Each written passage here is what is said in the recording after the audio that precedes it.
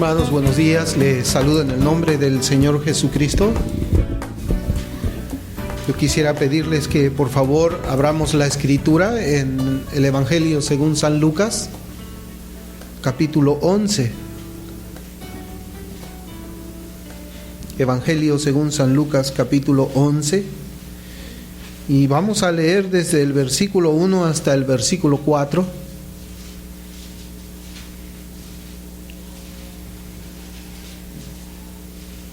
Lucas 11, desde el versículo 1 hasta el versículo 4, y la palabra del Señor dice: Aconteció que estaba Jesús orando en un lugar, y cuando terminó, uno de sus discípulos le dijo: Señor, enséñanos a orar, como también Juan enseñó a sus discípulos. Y les dijo: Cuando oréis, decid: Padre nuestro que estás en los cielos, santificado sea tu nombre, venga tu reino, hágase tu voluntad como en el cielo, así también en la tierra. El pan nuestro de cada día, dánoslo hoy, y perdónanos nuestros pecados, porque también nosotros perdonamos a todos los que nos deben, y no nos metas en tentación, mas líbranos del mal. Esta es la porción de la Escritura que nosotros, por la gracia del Señor, hemos comenzado a meditar desde la semana pasada en nuestra escuela dominical. Y en esta mañana vamos a continuar haciendo un recordatorio de las cosas que estuvimos nosotros meditando la semana pasada, pero vamos a tener una especial atención al versículo 2. Y les dijo: cuando oréis, decid: Padre nuestro que estás en los cielos. Y ese va a ser el título de la enseñanza de la escuela dominical para el día de hoy. Y precisamente nosotros necesitamos meditar en la oración modelo. Meditar es la palabra apropiada cuando nosotros nos encontramos a pasajes de la Escritura como los que estamos viendo en esta mañana. El tema que nosotros hemos comenzado a ver en este capítulo 11 de Lucas es un tema que trata acerca de la oración. Y orar es vital para la vida de todo creyente. Nosotros podemos afirmar bajo la autoridad de la Escritura que no existe un creyente que no ore. No existe un creyente que no tenga necesidad de buscar comunión con su Salvador que está en los cielos. Eso es imposible. Toda persona que ha sido convertida por Dios, esa persona tiene el hábito, la necesidad, la urgencia de orar. Y cuando hablamos de orar, nos referimos a pasar tiempo con Dios, conversar con Él como un hijo conversa con su padre en una plática agradable, la cual muchas veces deseamos nosotros que nunca termine. Lo triste y penoso es saber que existen personas que hacen una profesión de fe en Cristo, que aseguran muchas veces ellos que también han sido llamados para el ministerio pastoral, pero cuya vida de oración no es nada fuerte en absoluto, sino es una vida débil. Y si reuniéramos nosotros los minutos diarios que los cristianos o las personas que han hecho una profesión de fe utilizan en sus oraciones diarias, yo estoy seguro que no llegaríamos a 60 minutos, no llegaríamos a 1 hora a la semana. No lo haríamos. La oración, hermanos, es un deleite vital. Y siendo que es vital para nuestras vidas espirituales, es necesario que nosotros podamos comprender esta lección que Cristo le está dando a sus discípulos en el pasaje que hemos leído, y también es una lección para nosotros, para cada uno de nosotros. Una persona que haya hecho una profesión de fe en Cristo debe evaluar su vida espiritual poniendo su mirada en su vida de oración. Es la única forma, quizás más rápida, en que nosotros podamos evaluar cómo es que está nuestra vida espiritual, fijándonos cómo es que está nuestra vida de oración.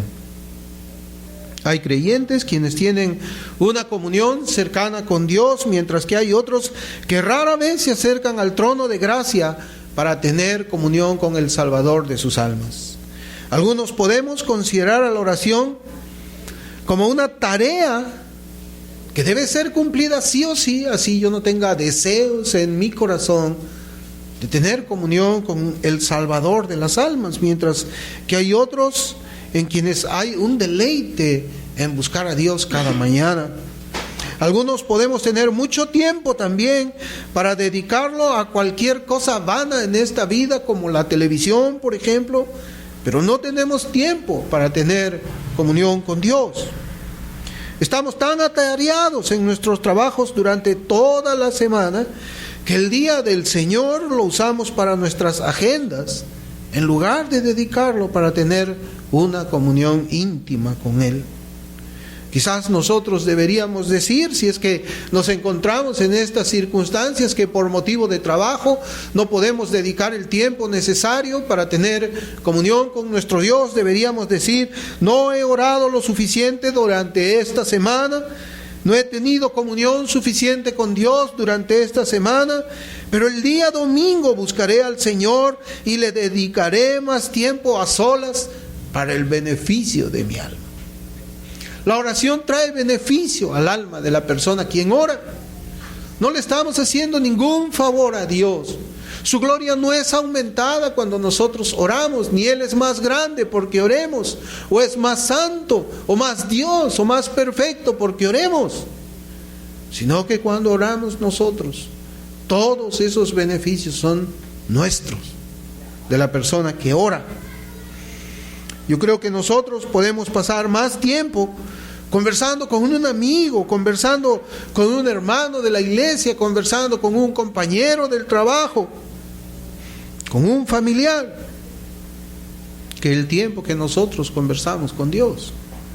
Por eso es que yo les decía, una manera de evaluar cómo es que está nuestra vida espiritual es viendo cómo está nuestra vida de oración. Si nuestra oración es débil, nuestra vida espiritual es débil. Si nuestra oración es poca, las bendiciones que vamos a tener son pocas. Y todo lo contrario, si es que nosotros prestamos más atención a nuestra vida de oración. La oración es vital para nuestras vidas espirituales. Comprendemos, por supuesto, que hay trabajo que hacer. Comprendemos también, por supuesto, que existe obligaciones con nuestros empleadores, con las compañías que nos han dado trabajo. Pero nosotros tenemos una obligación suprema, que es con Dios, y que está por encima de cualquier relación con cualquier ser humano. La otra vez estábamos conversando. ¿Quién de nosotros puede salir de su casa al trabajo sin antes encomendarse él mismo en las manos del Señor para que le guarde, le proteja, le lleve con bien, le traiga con bien? ¿Cuántos de nosotros podríamos salir a la calle a trabajar en la mañana sin que antes hayamos puesto nuestras familias en las manos del Señor? Para que el Señor guarde también a ellos, a cada uno de ellos, a la esposa cuando va al mercado, a la hija cuando va a la escuela. La vida de oración es vital. Nosotros no podemos ignorar esto. No podemos hacerlo. Ya hemos hablado anteriormente acerca de la oración. Debemos ser una iglesia que ora individualmente, pero también una iglesia que ora colectivamente. No puede ser posible que nosotros podamos tener más disfrute de conversar con un amigo, con una amiga, antes que conversar con Dios. La primera lección que nosotros deberíamos aprender de las palabras del Señor es reconocer la majestad, la santidad y la pureza de la persona con quien nosotros vamos a iniciar nuestra conversación o vamos a dirigir nuestras palabras. Es decir, debemos ser conscientes de la persona de Dios. ¿Quién es Dios? ¿Y quiénes somos nosotros? Y que esa conciencia de la persona de Dios nos impacte de tal manera que podamos acercarnos a Él de una manera reverente, de una manera temerosa. Es Eso es lo que los puritanos llamaban la contemplación de Dios.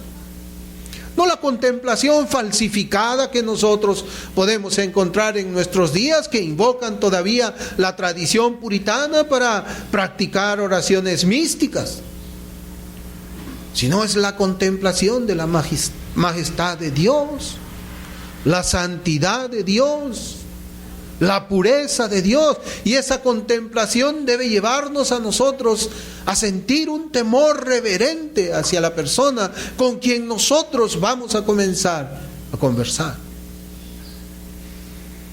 No puede haber una oración a la distancia. Eso es imposible. No puede ser de que nosotros tengamos una actitud de oración, una posición de oración corporal aquí en la tierra, mientras nuestros espíritus están a la distancia de Dios. Si decimos que la oración es comunión con Dios, significa cercanía con Dios, ser cercanos hacia Él cuando estamos orando. No se puede orar a la distancia, es preciso entrar en el lugar santísimo por medio de los méritos de Cristo para dirigir nuestras oraciones, y así lo enseña la palabra del Señor en Hebreos capítulo 10, versículos 19 y 20, cuando dice la palabra: entonces, hermanos, puesto que tenemos confianza para entrar al lugar santísimo por la sangre de Jesús, por un camino nuevo y vivo que Él inauguró para nosotros por medio del velo, es decir, su carne. ¿Cuántos de nosotros estamos entrando a la presencia de Dios? ¿Cada qué tiempo entramos a la presencia de Dios? Si Cristo ha abierto ese velo que es su carne para que nosotros confiadamente podamos tener comunión cercana, porque entrar al lugar santísimo significa precisamente eso. No una oración desde el lugar santo, sino una oración en el lugar santísimo, en ese lugar donde entraba el sacerdote una vez al año. ¿Cuántas veces estamos entrando allí nosotros? ¿Cuánto tiempo nos quedamos allí nosotros? ¿Cuántas veces derramamos nuestro corazón allí cada uno de nosotros? Es eso orar. Eso es orar. Es preciso entrar en aquel lugar con el respeto que Dios merece. No de la manera en que muchos lo hacen, quienes también le llaman Padre a Dios, aunque sus vidas y sus corazones aún están llenos de acciones y pensamientos que son contrarios a la voluntad del Dios bendito, del Dios santo. No se trata solamente de vivir la vida o vivir el día de una manera carnal para después buscar convertirnos en seres espirituales para entrar a la presencia del Señor. Eso es una burla. Eso es una ofensa a Dios. Sino que nosotros debemos de vivir la vida andando en el Espíritu y no andando en la carne, para poder tener esa confianza de entrar en el lugar santísimo. Seguramente que la conciencia acusa para que nosotros no entremos, no busquemos entrar a ese lugar cuando nuestras vidas están habituadas a caminar en la carne. Y sabemos en nuestras conciencias que no somos dignos de entrar allí. Y peor si lo hacemos sabiendo que hemos estado viviendo el día, satisfaciendo la carne, andando en la carne, satisfaciendo nuestros deseos o el deseo de los demás y no el deseo de Dios. Nosotros debemos vivir la vida en el Espíritu, no satisfaciendo esos deseos. Debemos ir creciendo en gracia a la estatura de Cristo, asemejándonos cada vez más a Él. El pecado es una barrera para que nosotros busquemos a Dios en oración. Pero debemos recordar que un creyente no anda en pecado. Puede pecar, pero no es costumbre de él andar pecando. Acercarnos a Dios santificados en cada detalle de nuestras personas debe ser nuestro objetivo. Santificados, santificados. De la misma forma como lo hacían los sacerdotes que servían en el templo. Y que son ellos mismos un modelo para nuestras vidas, ya que estamos hablando nosotros del lugar santísimo. Ya que hablamos de tener comunión cercana con Dios, podemos encontrar ese modelo, ese ejemplo en el Antiguo Testamento. ¿Cómo era la actitud de ellos? El temor de ellos también debe ser el temor de nosotros. La reverencia que tenían ellos también debe ser la reverencia que debemos tener nosotros. Y el celo por santificarse para entrar en la presencia de Dios debe ser también el celo que nosotros debemos perseguir, debemos tener, debemos buscar.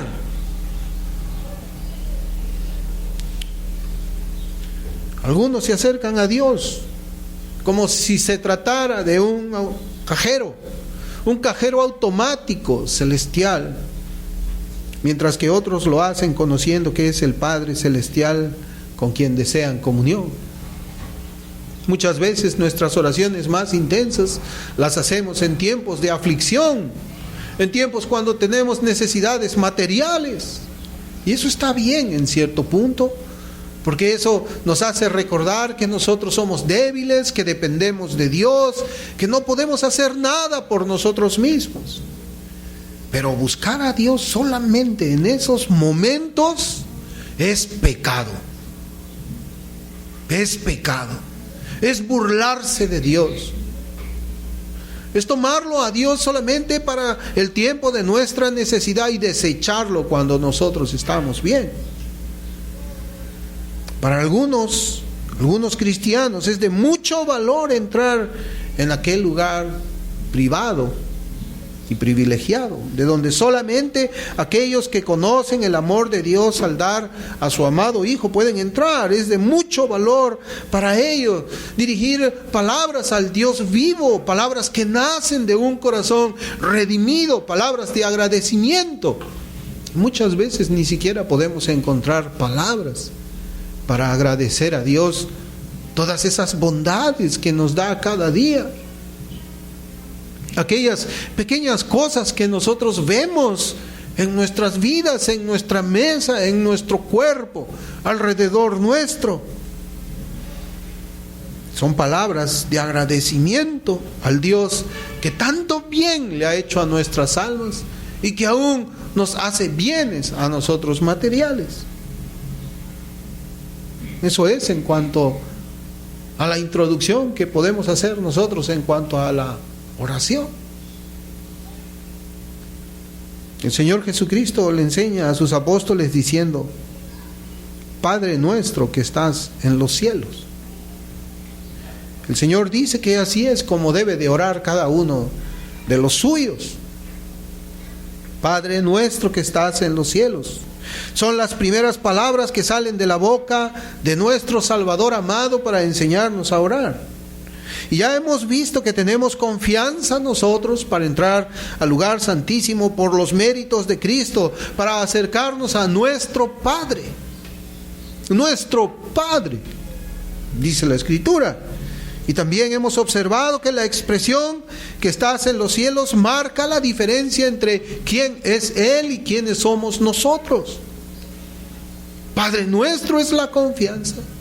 Que estás en los cielos es para que reconozcamos que existe una diferencia entre ese ser, esa persona a quien nosotros nos vamos a dirigir y nosotros mismos. Padre nuestro es la forma que debemos dirigirnos nosotros al Padre Celestial.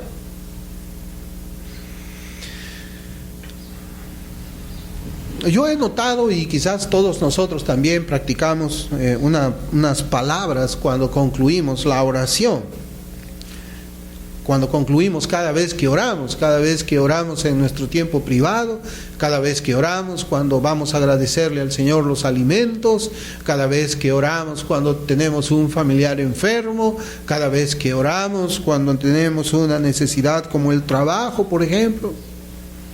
Pero esas palabras con las que nosotros concluimos o cerramos la oración muchas veces ha sido utilizada como una especie de palabras mágicas.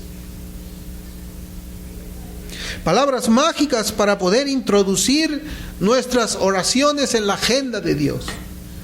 Y nosotros creemos que mientras no digamos tales palabras que yo les voy a decir, Dios no va a recibir mi oración.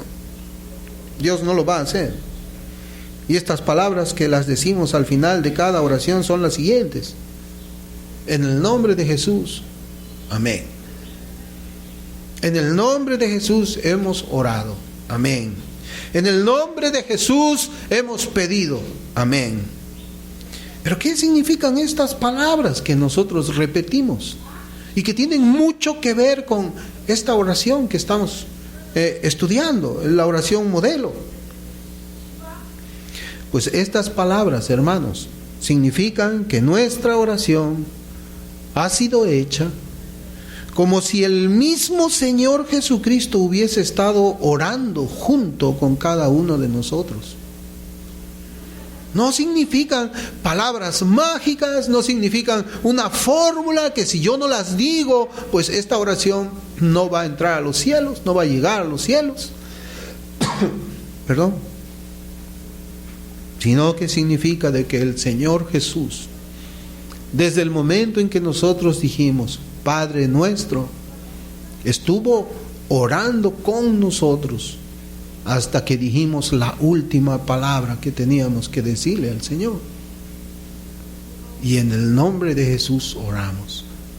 Jesús ora con nosotros. Eso es lo que significa comunión con Dios.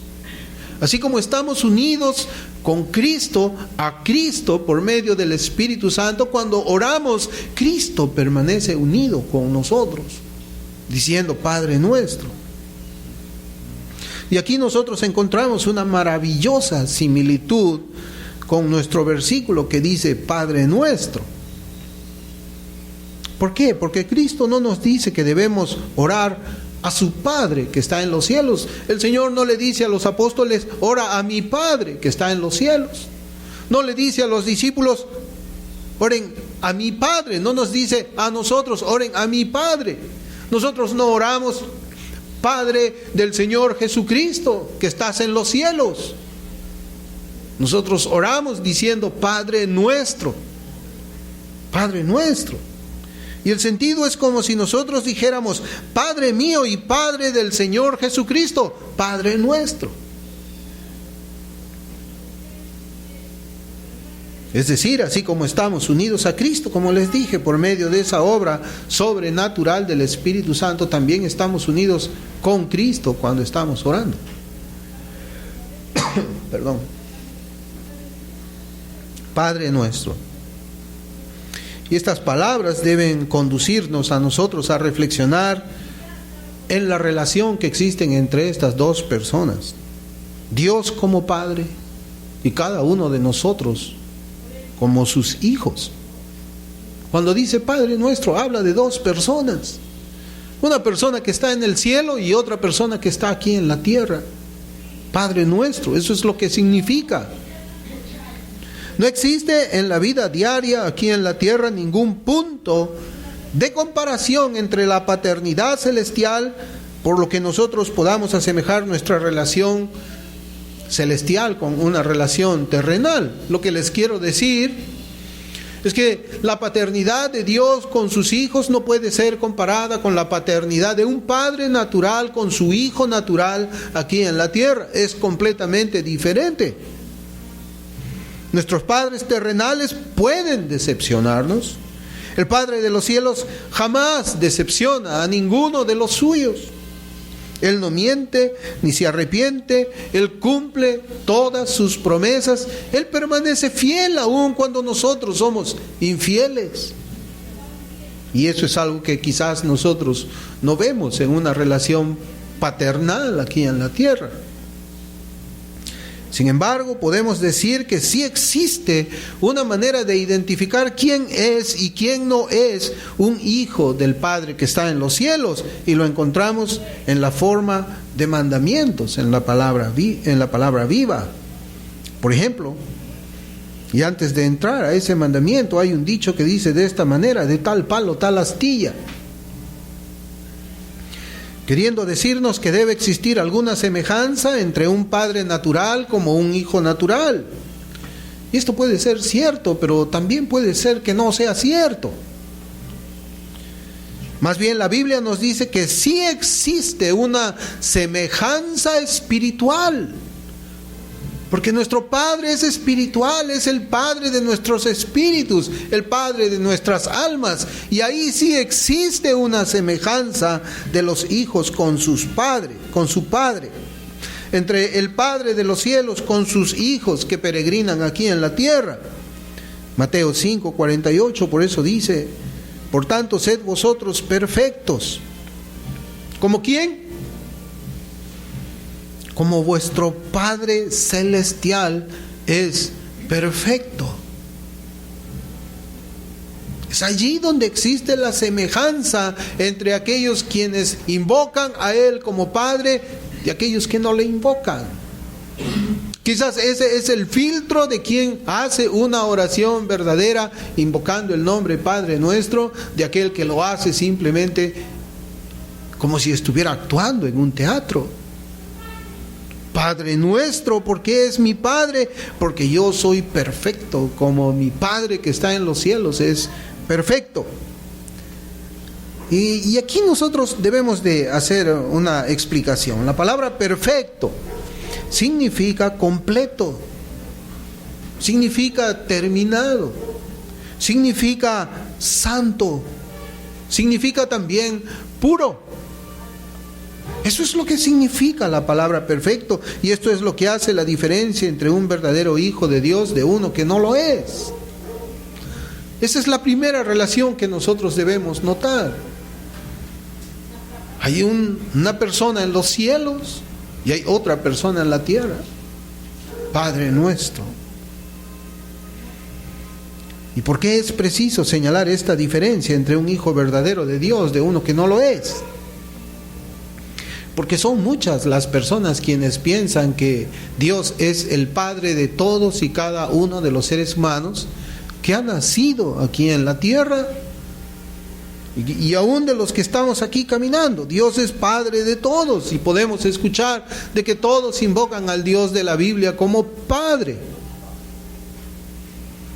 Pero la Escritura no nos enseña de esa manera, y es preciso hacer una diferencia de lo que significa tener a Dios como Padre.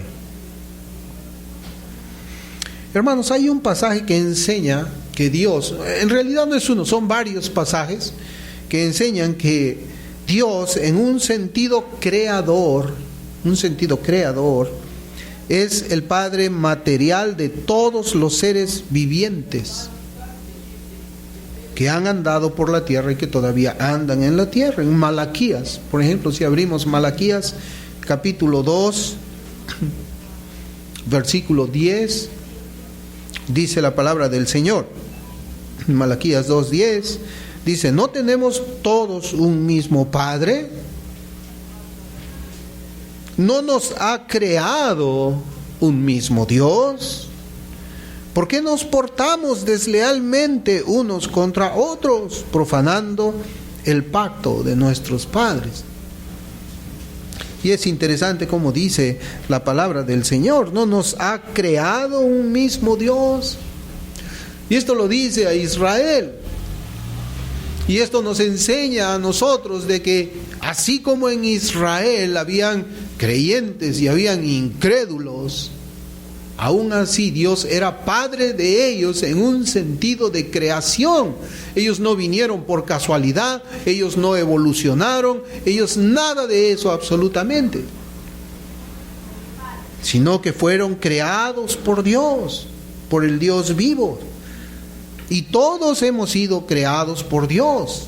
Y en ese sentido, Dios es el Padre de todos, sin ninguna distinción.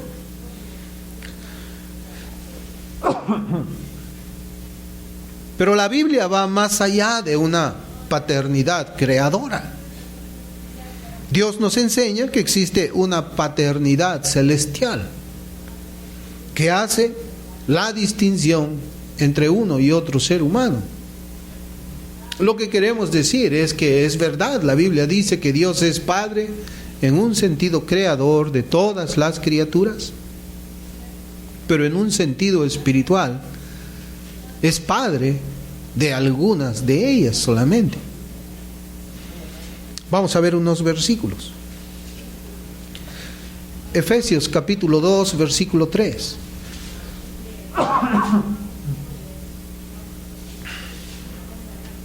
Efesios 2, 3 dice: entre los cuales también todos nosotros en otro tiempo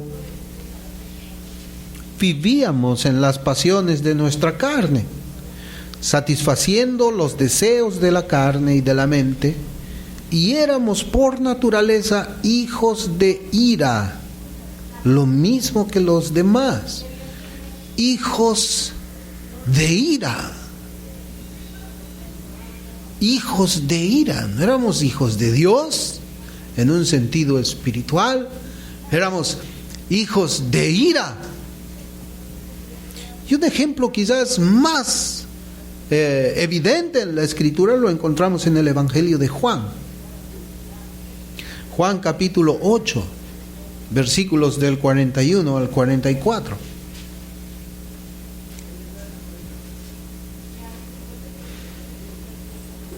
Juan 8, 41, 44, el Señor Jesucristo está siendo confrontado por los fariseos de su tiempo.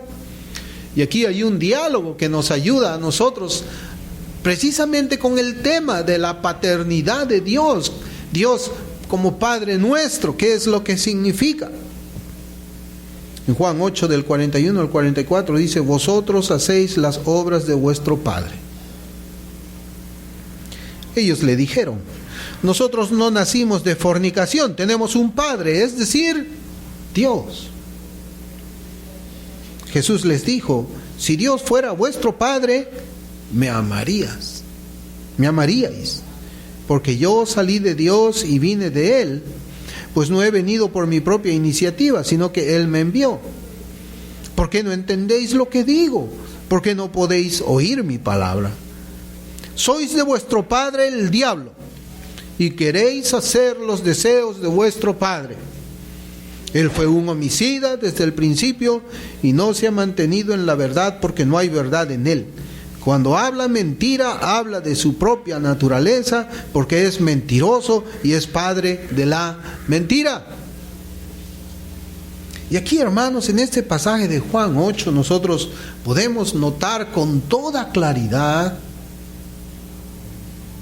la paternidad de muchos. Y aquí el Señor Jesucristo dice en el versículo 41: vosotros hacéis las obras de vuestro Padre. Recuerdan que habíamos nosotros hablado acerca de que nosotros somos perfectos, así como nuestro Padre que está en los cielos es perfecto. Que nosotros hacemos las obras que nuestro Padre Celestial nos ha dado para que las hagamos, como dice Efesios 2:10, que hemos sido creados en Cristo Jesús para buenas obras, las cuales nuestro Padre preparó de antemano. Pero acá dice el Señor que hay otras personas que hacen otra clase de obra. ¿Por qué? Porque tienen otra clase de padre. Su padre es el diablo y hacen las obras del diablo, no hacen las obras del Dios Altísimo, del Dios Santo. Y dice todavía el versículo 44: sois de vuestro padre el diablo y queréis hacer los deseos de vuestro padre. Y evidentemente que el deseo del diablo es conformar al cristiano al mundo. Y el deseo de nuestro Padre Celestial es conformar al cristiano a la semejanza de Cristo. Y esa es una lucha que nosotros podemos ver en la Escritura. Nosotros podemos notar iglesias que se conforman al mundo, creyentes que viven conformados al mundo. ¿De quién es esa obra? ¿Es la obra de Dios o es la obra del diablo? ¿De quién son ellos hijos? ¿Son hijos del Dios Altísimo o son hijos del diablo? Pues son hijos del diablo, porque ellos hacen la voluntad de su padre, el diablo. Ellos no buscan santificarse como nuestro Padre es santo. Hermanos, las Escrituras nos hablan mucho más de la paternidad espiritual de Dios. Yo quiero citar unos pasajes, uno del Antiguo Testamento en Oseas capítulo 1, versículo 10. Oseas está después del libro de Daniel. Oseas 1:10 dice: con todo, será el número de los hijos de Israel como la arena del mar, que no se puede medir ni contar. Y en el lugar en donde les fue dicho, vosotros no sois pueblo mío, les será dicho, sois hijos del Dios viviente. Y aquí es una profecía que habla acerca del evangelio a los gentiles, el evangelio para nosotros. Porque nosotros no éramos hijos, pero ahora somos hijos en los méritos de Cristo, hijos del Dios viviente. En Romanos también, capítulo 8, versículos 15 y 16, la palabra del Señor dice: pues no habéis recibido el espíritu de esclavitud para estar otra vez en temor, sino que habéis recibido el espíritu de adopción, por el cual clamamos: Abba, Padre. El Espíritu mismo da testimonio a nuestro espíritu de que somos hijos de Dios. Y este versículo, el último versículo, no está hablando de un sentimiento místico. No está hablando de que nosotros, yo me siento hijo de Dios. ¿O sí, te sientes hijo de Dios? Eso es lo que dice este versículo. O yo pienso, yo creo que soy hijo de Dios. Ese no es el testimonio del Espíritu. Cuando dice el pasaje de que el Espíritu mismo da testimonio a nuestro espíritu, está hablando del fruto del Espíritu que está en Gálatas 5. Ese es el testimonio del Espíritu, de que el Espíritu le ha salvado a esa persona. Ese es, no existe absolutamente nada de misticismo, nada de carismatismo, nada de esas cosas, sino que el Espíritu nos da una evidencia verdadera y genuina que somos hijos de Dios. ¿Por medio de qué? De nuestras vidas, por medio de nuestro caminar, por medio de nuestro sentir, por medio de nuestros pensamientos, por medio de nuestras luchas. Sabemos que somos hijos de Dios porque luchamos contra nuestro pecado, luchamos contra nuestra carne, luchamos y nos oponemos al mundo en nuestras vidas. Ese es el testimonio que da el Espíritu. No solamente un sentimiento sensiblero, sino acción de vida que nace de un corazón que ha sido redimido, un corazón que tiene nuevos principios. Ese es el testimonio del Espíritu.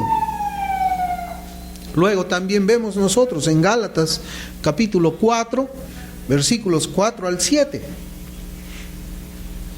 Dice la Escritura: pero cuando vino el cumplimiento del tiempo, Dios envió a su Hijo, nacido de mujer y nacido bajo la ley, para que redimiese a los que estaban bajo la ley, a fin de que recibiésemos la adopción de hijos.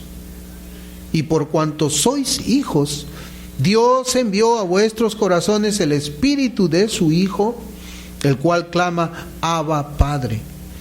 Así que ya no eres esclavo, sino hijo, y si hijo, también heredero de Dios por medio de Cristo. En Efesios también, capítulo 1, versículo 5, dice: en amor, habiéndonos predestinado para ser adoptados hijos suyos, por medio de Jesucristo, según el puro afecto de su voluntad. Nosotros somos hijos adoptados por Dios. Somos hijos. Algunas veces encontramos una enseñanza equivocada, totalmente torcida, que piensa de que así como nosotros tenemos un mismo Padre como el Señor, así como nosotros también somos llamados hijos por la Escritura, así como el Señor Jesucristo es llamado Hijo, entonces las personas piensan que somos como dioses pequeños, como que fuéramos Cristos todos. No, la Escritura nos enseña que nosotros somos hijos por adopción, mientras que el Señor Jesucristo es Hijo en esencia, con toda la divinidad. Pero vemos estos pasajes que hablan de la paternidad de Dios. Entonces también observamos que el Señor tiene en mente un propósito para los discípulos cuando les da instrucciones para que ellos oren diciendo Padre nuestro.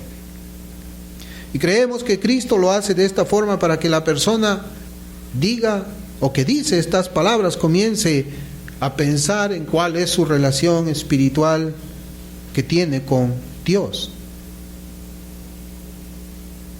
¿Cuál es la relación espiritual? Decir Padre nuestro. ¿Es Dios el Padre de usted? Y estoy hablando espiritualmente. ¿Es Dios vuestro Padre? Y esta es una pregunta fundamental. Una pregunta fundamental que nos lleva a nosotros a meditar en nuestra propia existencia. El hombre siempre para preguntándose eso. ¿Quién soy yo? ¿De dónde provengo? Bueno, Dios es el creador de todas las criaturas que están, aún de los seres humanos.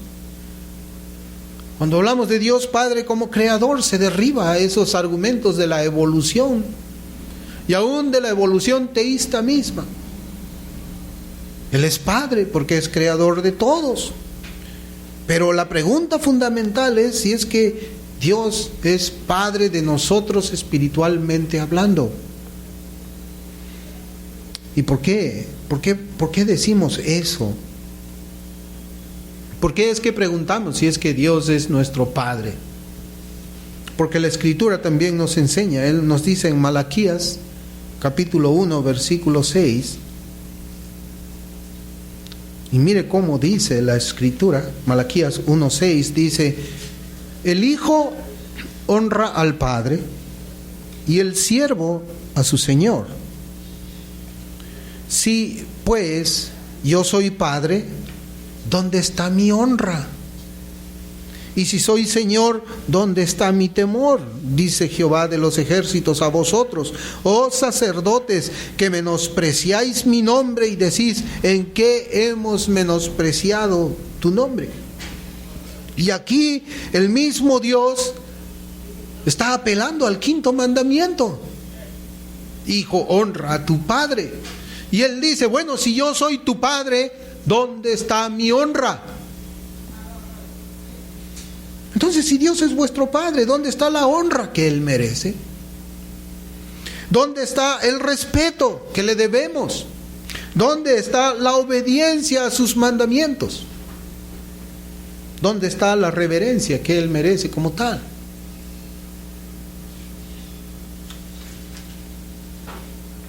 ¿En qué sentido entonces estamos diciendo nosotros que Dios es nuestro Padre, como nuestro Creador, o como el Padre de nuestras almas? Y ahí hay una diferencia significativa. Ahí hay una diferencia que va a tener impacto en nuestros espíritus después de morir. Porque si solamente le llamamos Padre porque es nuestro Creador, se termina todo a la hora de morir, porque nuestras almas van a estar separadas de Él por toda la eternidad. Pero si decimos que es el Padre de nuestras almas y nosotros le honramos como Él merece, entonces nuestras almas permanecerán por la eternidad con Él en el cielo. Si decimos que Dios es nuestro Padre creador, entonces significa que el Padre de nuestras almas es el diablo.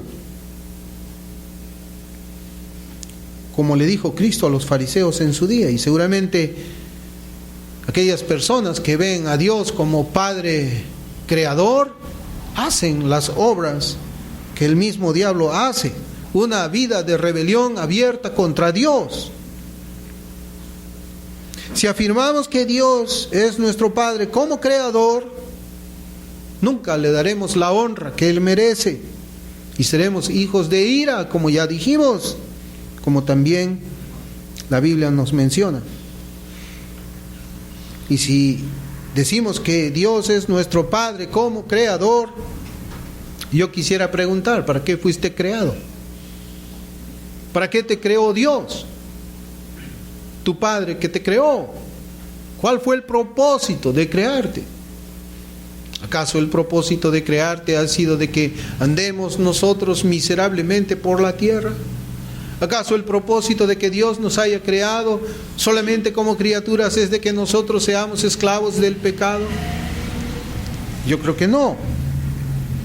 Por eso cuando digamos Padre nuestro debemos recordar todo lo que estamos diciendo en esta mañana.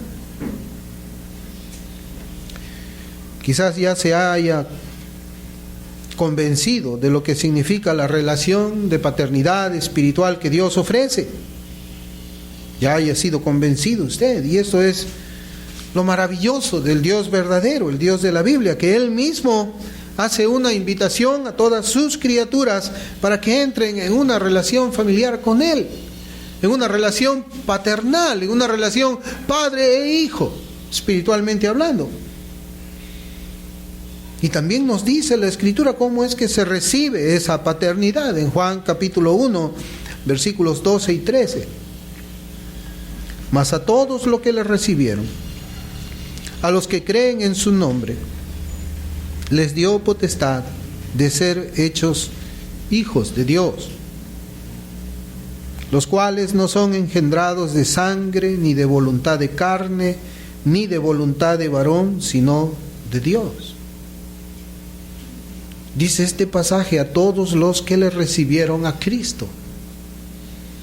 Esto lo dice porque son muchos quienes lo rechazan como Señor y Salvador. A todos los que le recibieron significa que hubo una disposición en el alma de un arrepentimiento genuino. Un arrepentimiento por la vida pecaminosa que hasta ese momento había llevado y que ahora había vuelto su alma para andar en los caminos de Dios. A todos los que le recibieron significa haber creído con todo el corazón, con toda la mente, con todo el ser que Cristo es el Hijo de Dios y que fue a morir en la cruz sustituyéndome a mí por causa de mis pecados personales. Y esa convicción, esa fe, ese creer produce un dolor profundo en el corazón al ver al inocente morir por nosotros, quienes somos culpables y merecedores del castigo eterno. A todos los que le recibieron le dio el privilegio de ser hijos de Dios. ¿Es usted uno de ellos?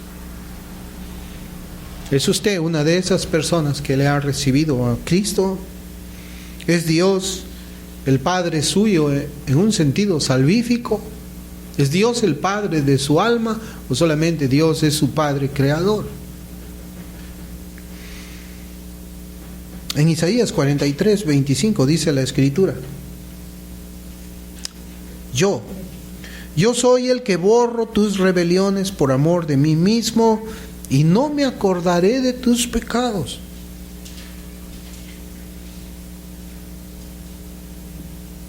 Esa es la condición de un alma para ser adoptado en la familia de Dios.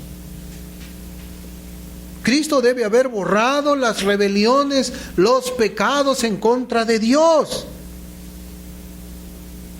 Y después, Dios no recuerda más esos pecados.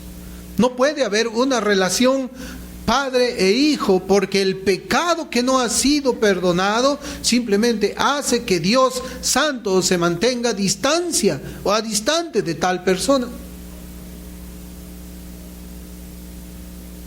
Ha borrado Dios tus rebeliones. Ha borrado Dios.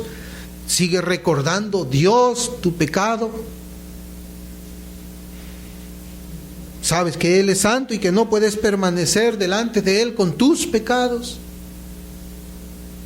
¿Quieres que Dios no recuerde en el día del juicio de tu alma los pecados que cometiste y que te condenan para siempre? Hoy es el día de salvación para tu alma. No te conformes con que Dios sea el creador de tu vida, tu creador. Busca que Él sea tu Padre espiritual, para que también junto con nosotros puedas clamar: Padre nuestro, Abba Padre, con esa confianza de entrar a ese lugar santísimo, en comunión con Él, y decir junto con Cristo y junto con otros creyentes más: Padre nuestro que estás en los cielos. Hoy es día de salvación. Hoy es día de salvación. Arrepiéntase y el Señor borrará sus rebeliones y no se acordará más de sus pecados. Vamos a orar. Bendito Padre que estás en los cielos, te damos las gracias por tu palabra, porque, Señor, encontramos que hay tantas implicaciones en esas palabras, Padre nuestro, que quizás podríamos, Señor, hablar muchas horas más. Pero en esto poco, Señor, o resumido que hemos traído, yo te ruego que tú, por medio de las palabras habladas